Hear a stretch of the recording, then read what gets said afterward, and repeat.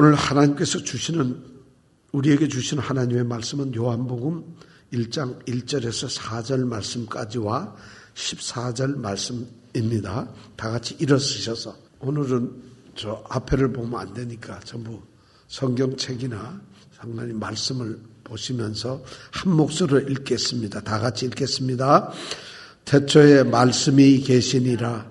이 말씀이 하나님과 함께 계셨으니 이 말씀은 곧 하나님이시니라. 그가 태초에 하나님과 함께 계셨고 만물이 그로 말미암아 지은 바 되었으니 지은 것이 하나도 그가 없이는 된 것이 없느니라.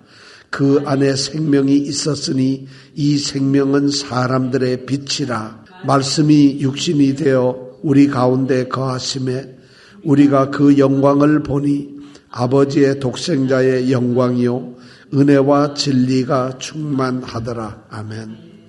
여러분들, 성경에서 사람들이 제일 좋아하는 성경 구절이 뭔지 아세요? 이 땅에 있는 이제 목사님들이나 또는 신학을 연구하시는 신학자들이 성경책에서 가장 좋아하는 성경 구절이 뭔지 아세요?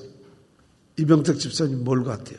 제일 좋아하는 성경이 놀랍게도 요한복음 3장 16절 말씀이에요. 요한복음 3장 16절 다 아시죠? 시작. 하나님이 세상을 이처럼 사랑하사 독생자를 주셨으니 이는 저를 믿는 자마다 멸망치 않고 영생을 얻게 하려 하심이라. 얼마나 큰 은혜예요. 하나님이 세상을 사랑하셨어요. 그래서 독생자를 주셨어요. 사랑을 하셔서 독생자를 주셨죠. 그런데 독생자를 믿는 자는 멸망하지 않고 영생을 얻는다는 거죠. 이런 놀라운 사랑이 어디 있고 이런 놀라운 은혜가 어디 있어요. 그런데 그 놀라운 은혜와 사랑을 표시한 말씀이 바로 오늘 요한복음 1장 14절 말씀이에요. 1장 14절 말씀 우리 다시 한번 보면서 한 목소리로 읽겠습니다. 시작.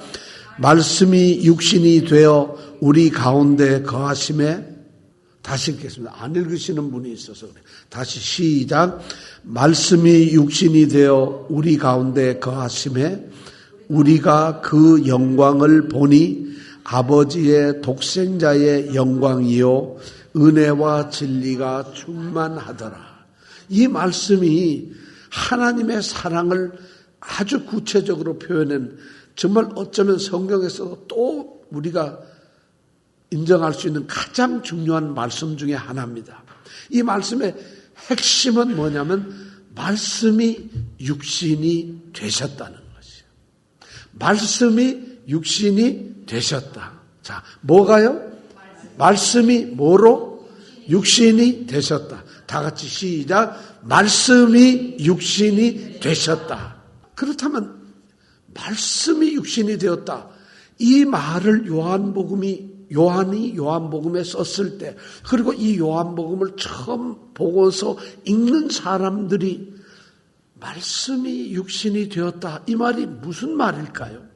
말씀이 육신이 되셨다는 말이 도대체 무슨 뜻일까요? 그들이 알아들을 수 있었을까요?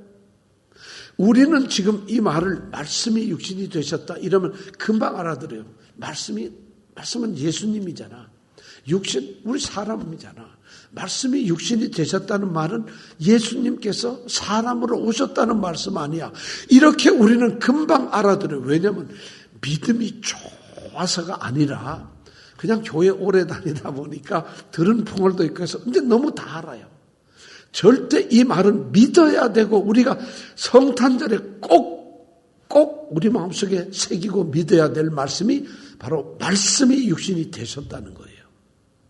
아기 구이에 태어났다는 거 몰라도 돼요. 동방박사가 갔다는 얘기 우리는 몰라도 돼요. 세상에 목자가 가가지고 예수님 태어난 걸 봤다. 이거는 하나의 증명이에요. 그런데 그것보다 더 중요한 말씀이 바로 오늘 말씀. 말씀이 육신이 되셨다는 거예요. 우리는 아까도 얘기했지만 말씀이 예수님이란 걸 알아요. 그리고 육신이란 바로 사람이란 걸 알아요. 예수님이 사람이 되셨다. 바로 예수님이 사람이 되신 날을 기념하는 그 성탄절이 바로 오늘이라는 것이죠. 그래서 성탄절은 예수님의 태어난 날을 기념하는 것이 아닙니다.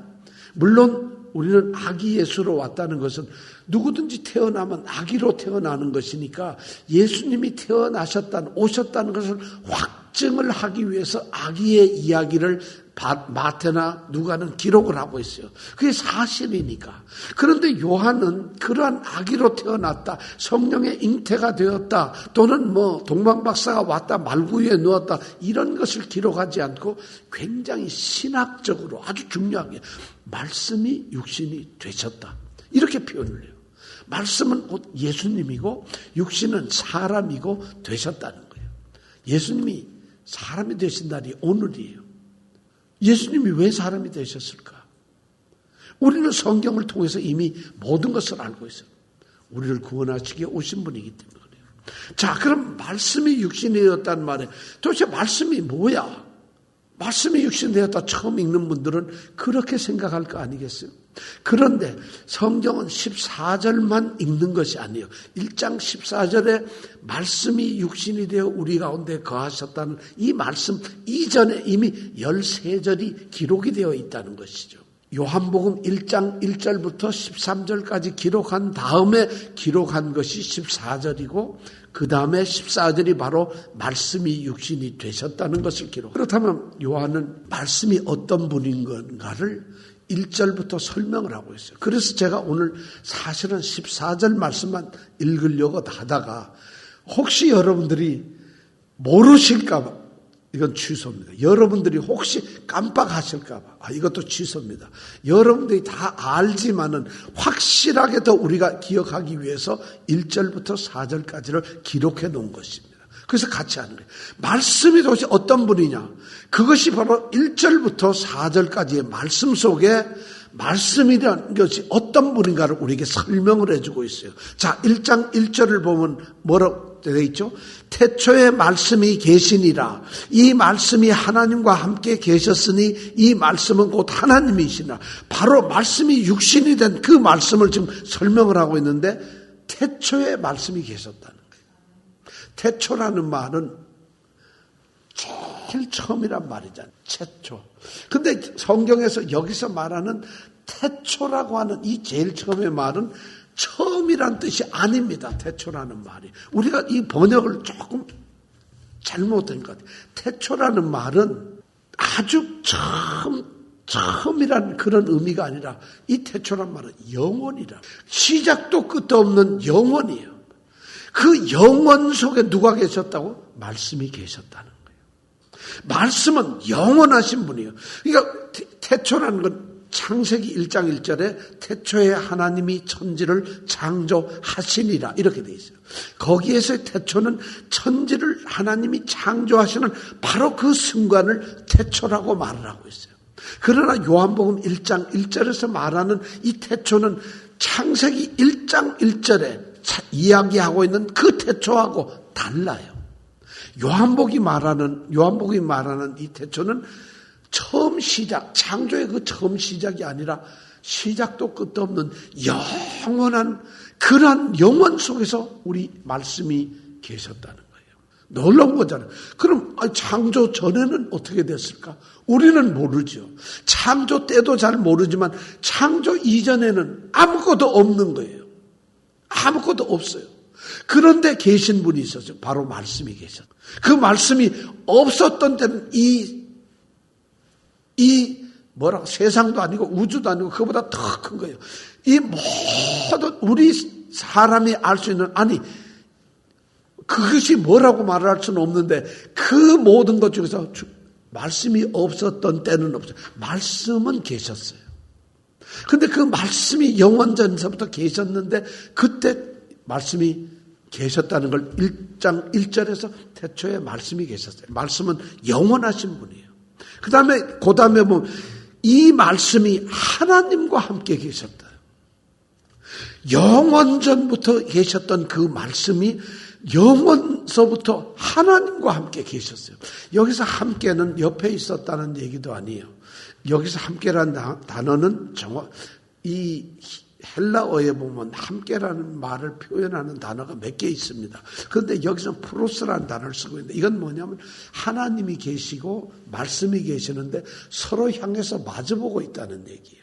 이 말은 뭐냐면 이 말씀이 하나님과 함께 계셨다는 얘기는 하나님과 마주보면 뭐 하죠? 윙크도 하고 말도 하고 대화도 하고 얼굴도 보고 서로 인격적인 교제를 하셨다는 얘기예요. 태초에 이 말씀이 하나님과 함께 계셔서 인격적으로 아주 친밀한 관계로 있었다는 거예요. 바로 요한은 지금 그것을 기록하고 있어요. 요한은 그런 영원한 세상을 안 가봤는데 어떻게 할까요? 하나님, 우리 주님께서 계시를 하신 거예요. 성령께서. 그러니까 이렇게 기록할 수 있어요. 그리고 세 번째 줄에 하냐면 이 말씀은 곧 하나님이시네. 여러분 1절을 이렇게 한번 보세요. 이 말씀은 곧 하나님이십니다. 태초에 있었고 하나님과 함께 있었던 이 말씀이 누구냐? 하나님이라는 거죠. 말씀은 곧 하나님이시라는 것이에요. 자, 이 하나님이 무슨 일을 하셨을까? 2절에 보니까 다시 정리를 합니다. 그가 태초에 하나님과 함께 계셨다는 거예요. 그런데 4절에 보면은 드디어 이 말씀이 어떤 일을 하시는가? 만물이 그로 말미암아 말씀으로 말미암아 지은 바 되었으니 지은 것이 하나도 말씀이 없이는 된 것이 없느니라.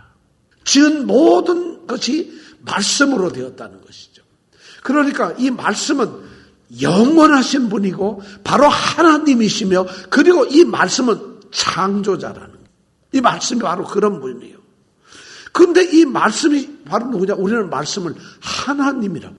하나님이시고 영원하신 분이에요. 신이세요. 그리고 그분은 정말 창조하신 분이에요. 그분이 바로 말씀이시라는 거예요. 그런데 말씀이 바로 그 하나님이 뭐가 되셨다고요? 육신이 되셨다는 거예요. 그 말씀이 육신이 되셨다. 이런 거를 여러분들이 신앙생활하면서 모르면은 사실은 제가 보기에는 신앙이 없는 겁니다. 믿음이 없는 겁니다. 이걸 모르면은 우리는 믿음이 없다고 봐야 돼요. 그냥 하나님 예수님 말구에 태어났잖아요. 그건 믿음이 아니에요. 그냥 사실을 아는 것뿐이죠. 근데 말씀이 육신이 되셨다는 이 말을 말씀이 뭔지 육신이 뭔지 이걸 모르면 오히려 난 그분은 믿음이 전혀 없다고 생각해요. 왜냐하면 믿음의 핵심이 바로 이거니까요. 예수님이 땅에 오셨다. 이것보다 더 중요한 말은 말씀이 이 땅에 오셨다는 거예요. 왜냐하면 예수님을 말씀으로 알아듣는 것. 이것이 믿음이라는 거예요. 자, 그런데 육신으로 오셨어요. 그 하나님이시고 창조주이시고 하나님과 친밀한 관계를 가지시고 영원하신 그분이 육신으로 오셨다는 거예요. 육신이란 말. 사르크스란 말이에요. 육신이란 단어는 정확하게 뭐냐면 우리가 몸을 이 살을 얘기하는데 피하고 살이 이걸 합쳐서 사르크스라 그래요. 육체라 육신이라 그래요. 육신. 그럼 육신과 몸 성경에서 보면 몸이라고 육체라고 번역하는 단어가 있어요. 소마라는 단어가 있는데 그거는 말 그대로 우리 몸의 이 형태를 얘기할 때 몸 이러잖아요. 우리는 몸이라 그러잖아요. 그런데 오늘 성경 말씀에 이런 몸을 입으신 사람으로 오신 게 아니고 성경은 뭐라고 했냐면 말씀이 육신이 되셨다. 피와 살이 되셨다는 거예요. 말씀이 피와 살이 되셨다는 거예요. 왜 요한은 말씀이 사람이 되셨다. 이렇게 이야기할 수 않았을까요? 말씀이 그 하나님이신 창조주이신 영원하신 그분이 바로 사람이 되었다. 이러면 우리가 훨씬 이해하기 좋을 텐데 육신이 되셨다고 얘기를 해요. 사르크스라고 하는 이 헬라어 육신이 되셨다고 해요. 피와 살이 되셨다고 해요. 이렇게 말씀하는 데는 그 숨은 뜻이 굉장히 깊어요. 뭐냐면 그 당시에 오늘날에도 예수님은 이 땅에 사람으로 오신 적이 없다는 사람들이 있어요. 그 당시에도 많은 사람들이 예수가 전해지는 초창기잖아요. 예수님이 오신 그 초기 시대에는 사람들이 예수님을 잘 알지 못해요. 요새처럼 뭐 카톡이 있거나 TV 중계라거나 뭐 이래서 알려주는 게 없으니까 사람들로부터 들어야 되고 어떤 사람이 방문해서 이야기하고 복음을 바울처럼 전하는 사람이 없으면 들을 방법이 없어요. 그런데 예수라고 하는 분이 사람이 되었다니까 그걸 믿질 않아요. 그리고 조금 더 이제 믿음이 있는 척 아는 척 하는 사람들은 어떻게 하나님이 사람이 되겠느냐. 하나님은 사람이 된 게 아니라 하나님이 사람처럼 보였다는 거예요. 사람처럼 왔다는 거예요. 바울은 그러한 사람들을 향해서 예수 그리스도 말씀이 우리와 똑같은 사람이 되었다는 것을 강조하기 위해서 말씀이 피와 살이 되었다고 얘기를 하는 거예요. 피와 살이 되었다는 것이에요. 그건 뭐냐? 진짜 우리와 그냥 어떤 대단한 힘을 가진 능력을 가진 엄청난 그런 영웅적인 사람이 된 것이 아니라 우리처럼 피도 있고 살도 가진 한계를 가진 연약한 모든 것을 느끼고 괴로워하고 고통하고 슬퍼하고 정말 배고파하고 추워하고 두려워하고 걱정하는 그런 사람으로 이 하나님이 오셨다는 것을 얘기하고 있어요. 왜 그랬을까요? 하나님이 사람으로 오실 때에는 하나님으로서 오신 게 아니라 사람으로 오셔서 사람들 가운데서 사람의 모든 것을 겪고 느끼고 하면서 우리 사람과 같아지시기 오신 거예요. 그러니까 우리가 하나님을 믿는 것은, 우리 주님을 믿는 것은 우리의 괴로움도 그분도 느끼셨어요. 성경에 보면 그분은 우신 적도 있어요. 그분은 깜짝 너무 걱정하신 적도, 잠이 와서 피곤해서 그냥 잠을 주무시더라고 그런 적도 있어요. 예수님은 배가 고프셨대요. 너무 배가 고프셔가지고. 그리고 예수님은 우리처럼 기도하시기 위해서 산으로도 가셨어요. 예수님은 우리처럼 화도 내셨어요. 성경에 예수님이 분노하고 화를, 우리 예수님은 늘 싹 웃으면서 그래 이러실 것 같은데 화를 내고 분노를 하셨어요.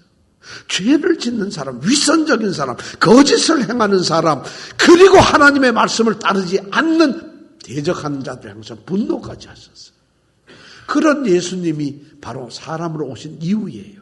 왜냐하면 우리의 모든 형편처지를 알고 정말 우리를 온전히 사랑하시기 위해서 말씀은 사람으로 오셨다. 그런데 오셔가지고 잠깐 오셨다가 그냥 쓱 지나가는 것이 아니라 그 다음 성경 말씀이 14절 보면 말씀이 육신이 되어 우리 가운데 거하시며 우리 가운데 거하셨다는 거예요. 우리가 누구예요? 저와 여러분들이 우리잖아요.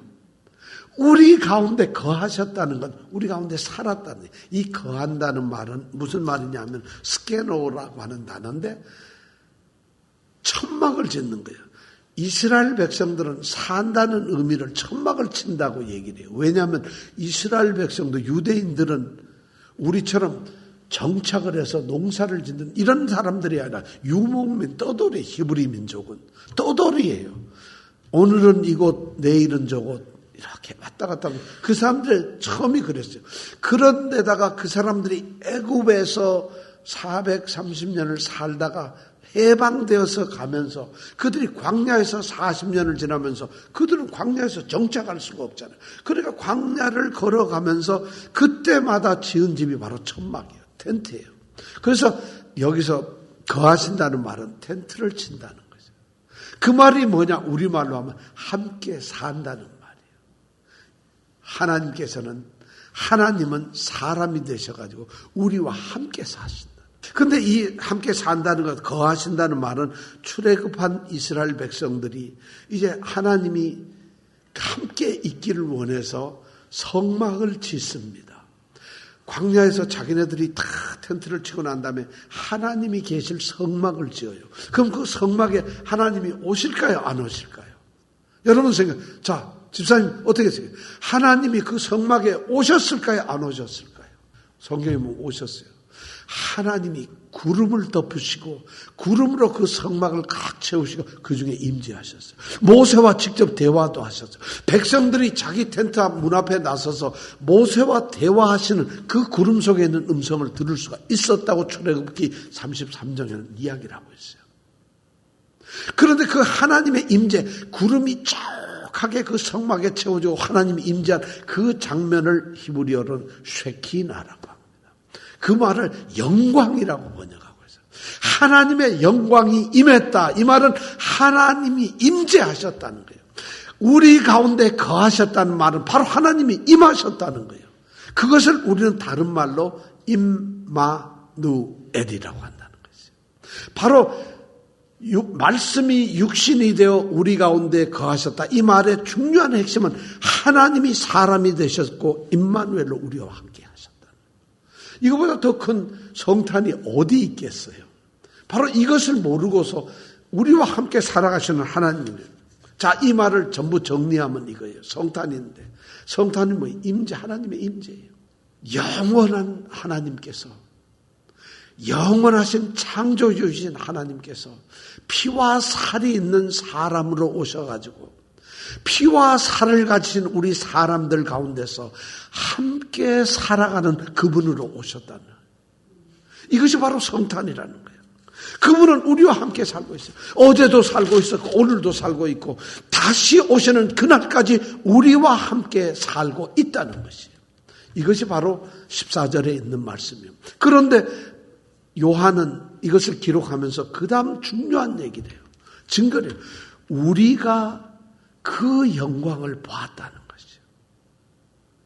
우리가 그 영광 얘기했죠. 하나님의 임재하신, 우리 그 말씀이 임재해서 하나님이 임재한 그 상황을 그들이 눈으로 직접, 우리라는 것도 예수님의 제자들이고 또 예수님의 제자들을 따르던 그런 많은 사람들이 눈으로 그것을 보았다는 거예요. 오늘날 우리도 그것을 보아요. 우리는 영적인 눈으로 봅니다. 눈을 감아도 졸아도 우리의 영은 살아있으니까 영적인 눈으로 우리는 주님 말씀을 보아요. 그런데 그 말씀을 요한은 영광을, 그 예수님 하나님의 그 말씀의 임재를 보니까, 임재를 딱 보는데 그 임재를 보니까 뭐로 느껴졌다고요?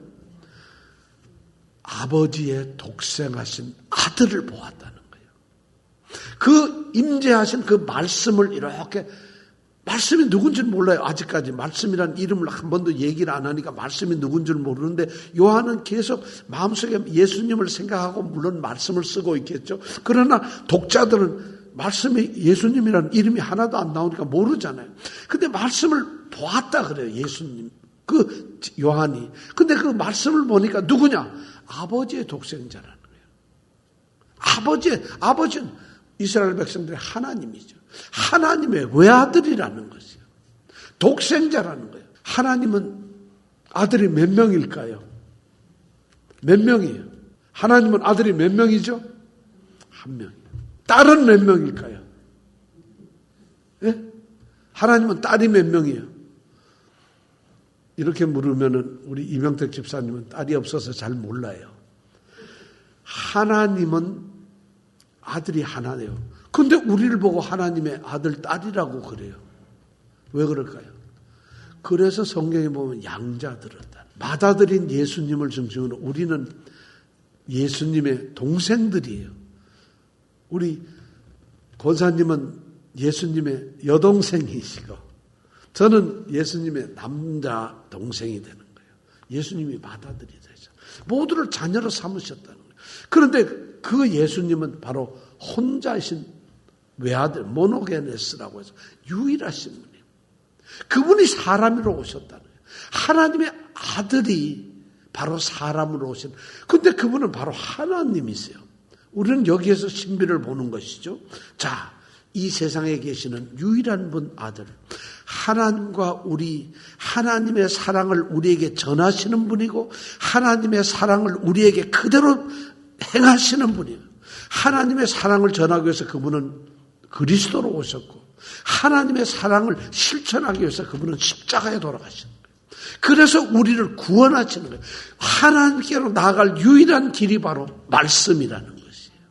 바로 그 말씀이 우리에게 오셨어요. 그런데 사람들이 보니까, 요한도 자기가 보니까 바로 아버지의 독생자의 영광이었다는 것이죠. 그런데 그 다음 더 놀라운 게 있어요. 그 다음에 가만히 보면 뭐라고 되어 있어요? 14절 제일 끝에 보면 뭐라고 되어 있죠? 우리가 그 영광을 보니 아버지의 독생자의 영광이요. 그 다음에 뭐예요? 시작. 예, 은혜와 진리가. 다시 시작. 야, 그러면 처음서부터 14절 다시 읽어보겠습니다. 시작. 말씀이 육신이 되어. 잠깐.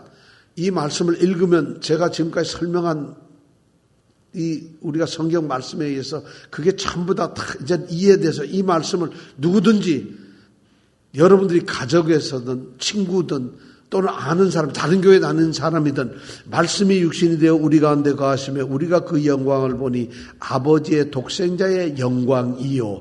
여기까지는 이제 여러분들이 저나 똑같이 술술술술 이야기를 할 수 있어야 됩니다. 그것이 믿음이에요. 우리가 이것을 고백하는 게 믿음이거든요. 그런데 이것을 말씀이 그 말씀이라는 게 있어. 하여튼 이러면은 이미 우리는 성경을 모르는 거라는 거예요. 제가 충분히 설명을 드렸잖아요. 자, 이 말씀이 육신되어 우리 가운데 거하시며 우리가 그 영광을 보니 아버지의 독생자의 영광이요. 그 다음에 뭐요? 은혜와 진리가 조금 있더라. 충만하더라. 은혜와 진리가. 구약에서 하나님의 임재하시고 하나님이 함께 하실 때 그때 백성들에게 들려주셨던 말씀이 은혜와 진리가 충만하다는 거예요. 유명한 말, 은혜와 진리가 충만하다. 그런데 말씀이 사람이 되었을 걸 우리가 보니까 그분이 바로 은혜와 진리가 충만하신 분이더라는 거예요. 은혜라는 건 뭔가요? 우리가 은혜라는 말 함부로 쓰지 마세요. 여기에서 말씀을 향해서 쓰는 것이 바로 은혜예요. 은혜라는 거 우리가 돈 좀 빌려줬다고 아유 참 이 은혜를 어떻게 갚지? 누가 어디 무거운 짐을 좀 들어줬다고 고마워서 이 은혜를 어떻게 갚나? 이거 은혜라고 하지 마세요. 은혜라는 것 성경에서 말하는 은혜라는 것 가장 큰 은혜가 바로 구원이라는 말이에요. 구원이라는 말하고 똑같아요. 아무런 자격도 없고 아무런 능력도 없고 그리고 우리가 뭘 한 것도 없는 정말 죽을 수밖에 없는 죄로 죽을 수밖에 없는 죄인을 위해서 하나님께서 일방적으로 사랑을 하셔서 자기의 아들을 보내셔가지고 그 아들을 십자가에 죽게 하셔서 그래서 그 죄를 용서하고 하나님의 아들 딸로서 받아들인 이 구원이라는 것이 바로 최고의 은혜라는 얘기예요. 이것을 우리는 오늘 말씀 참 은혜로웠습니다. 그런 말씀 함부로 하지 마세요. 오늘 말씀 참 듣기 좋았습니다. 이렇게 얘기를 해야지. 그게 왜 은혜냐는 거예요. 은혜라는 말은 너무나 이 카리스란 말은 하나님께서 우리에게 아무런 대가 없이 일방적으로 쏟아부어 주신 하나님의 따뜻한 사랑 이것을 우리는 은혜라고 말을 하는 거예요. 그런데 우리가 세상이 성경에 있는 말을 많이 이용하잖아요. 은혜를 갚아라. 또 나는 십자가의 길을 간다. 무슨 십자가의 길을 간다고? 어느 정치인이 괜히 어떻게 힘들면 저는 십자가의 길을 가겠습니다. 이렇게 얘기하잖아요. 십자가의 길은 주님이 가시는 그 길이고 주님을 따르는 자들이 가는 길이지 정치가가 자기 권력을 잡기 위해서 가는 길이 십자가의 길이 아니라는 거예요. 그냥 먹고 살기 힘들어가지고 고생하면서 나는 십자가를 지고 간다. 그게 아니라는 거예요.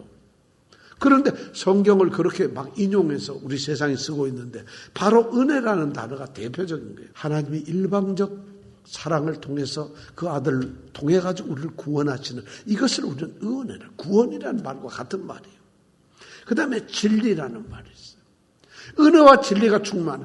우리 주님께서는 정말 그 은혜 때문에 오신 분이 은혜가 넘쳐나시는 은혜가 가득 은혜를 주시기 위해서 오신 넘쳐나신 그 은혜 넘치는 분이 바로 주님이시라는 말씀이라는 거예요.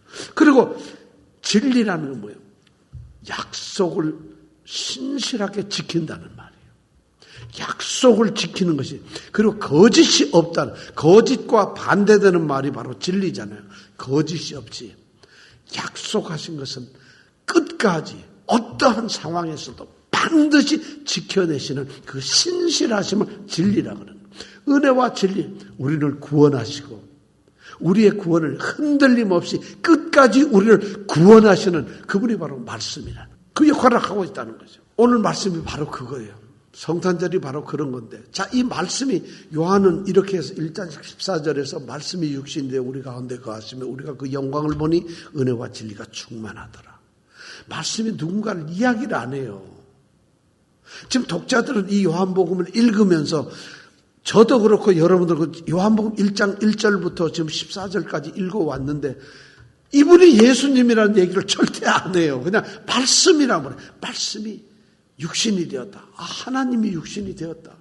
그 하나님이 우리 가운데 살고 계신다. 이렇게만 계속 말씀하고 있어요.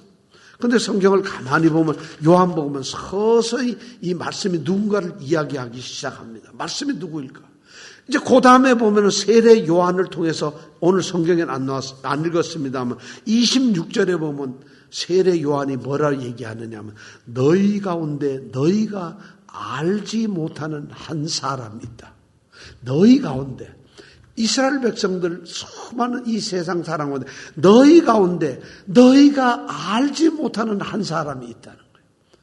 바로 이 말씀이 그런 분으로 소개가 됩니다. 그리고 27절에 가면 내 뒤에 오시는 그이로 소개가 됩니다. 내 요한이 자신 뒤에 오시는 분이 너희는 지금 모르지만 내 뒤에 오시는 그이라. 그리고 33절에 가면 성령으로 세례를 주시는 이라고 되어 있고 34절에 보면 그가 하나님의 아들이다 이렇게 얘기하고 있고 36절에 가면 그가 하나님의 어린 양이다 이렇게까지 하면서 그래도 끝까지 이름을 얘기를 안 해요. 누구라고 얘기를 안 해요. 자, 그런다면은 예수님의 제자가 된 안드레가 등장하면서 안드레가 베드로를 예수님께 끌고 오면서 자기 형인 베드로를 끌고 오면서 하는 얘기가 뭐냐면 메시아 그리스도를 보았다. 41절에 메시아 그리스도라고 이야기를 합니다.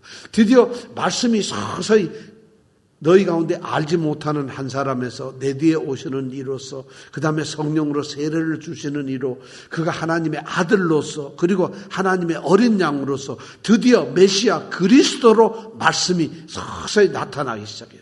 그 다음에 45절에 가가지고 예수님의 제자인 빌립이 자기의 친구인 나다나엘이라는 친구를 예수님께로 데리고 와요. 왜 데리고 올까요?